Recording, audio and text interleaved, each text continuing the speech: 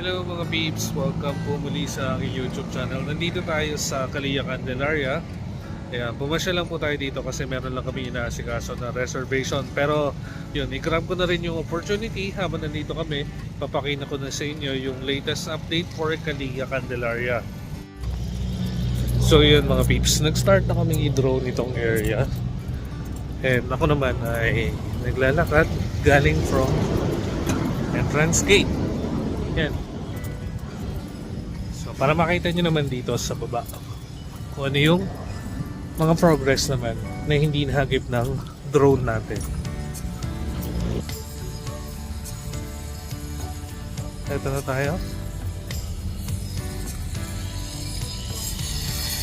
Ito na yung mismong model unit. Yan. Ito po yung estate model. Dito po sa Block 5, meron po tayong 8 unit ng estate model ang halos tapos na pong i-construct.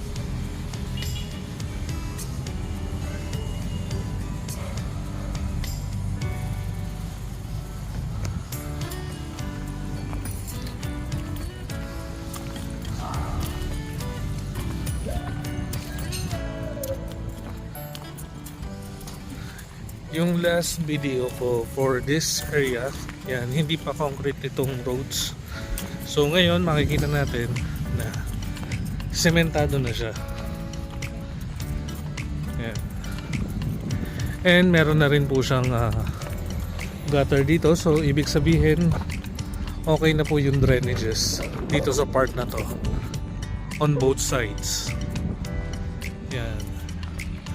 Tapos halos patapos na rin yung land clearing dito sa part na to.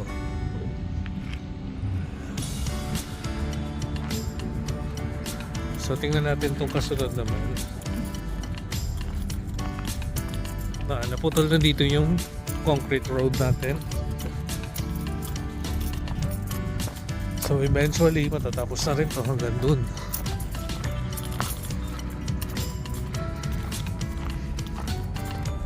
Tapos dito sa part na to, yan, may nakatayo na tayong 2 unit.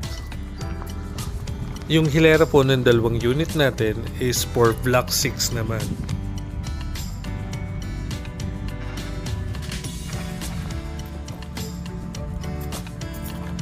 Ito naman po yung katalikuran ng Block 5. Halos patapos na rin po yung mga units natin dyan.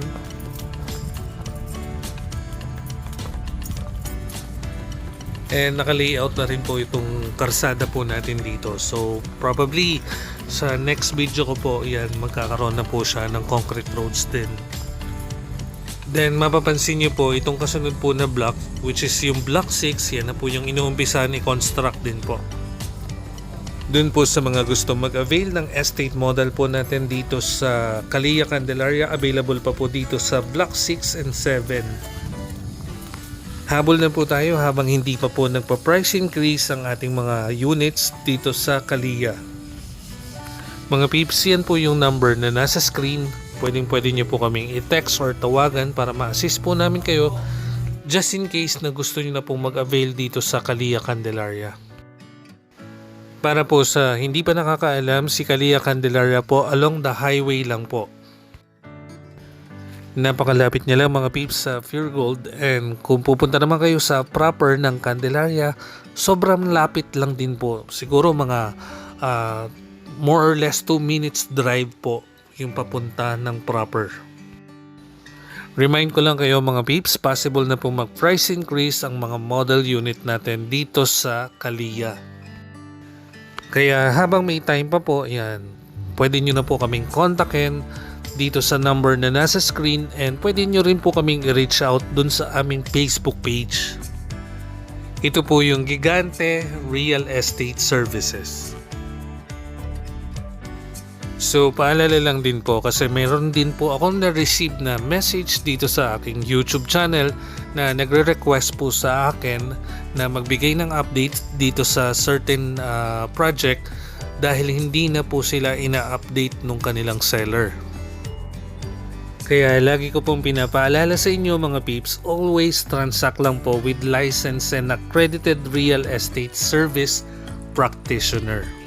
para mas masisigurado nyo po na ma-assist po kayo hanggang sa ma-turnover po sa inyo yung unit.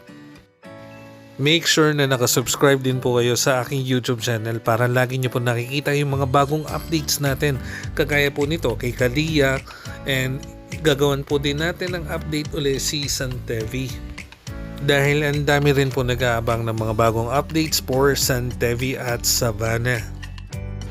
Kung mapapansin nyo itong aerial video natin, ang halos tapos na itong Block 5. Then kasunod na po na inumpisahan yung ating Block 6.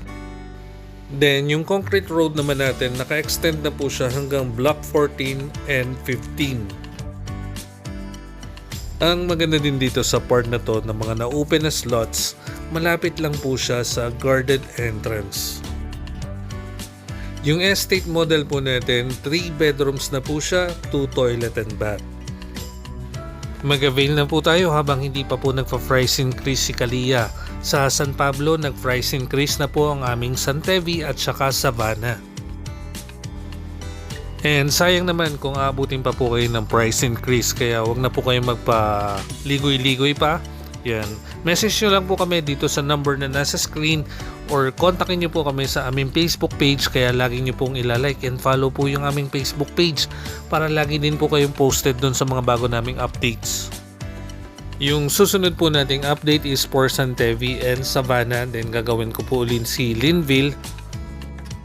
Kasi ang dami na rin po nagme-message sa akin regarding po sa mga updates for Santevi, Savannah and Linville. Then after that, magdadagdag po tayo ng bagong developer. And that's it for Kalia. Thank you for watching.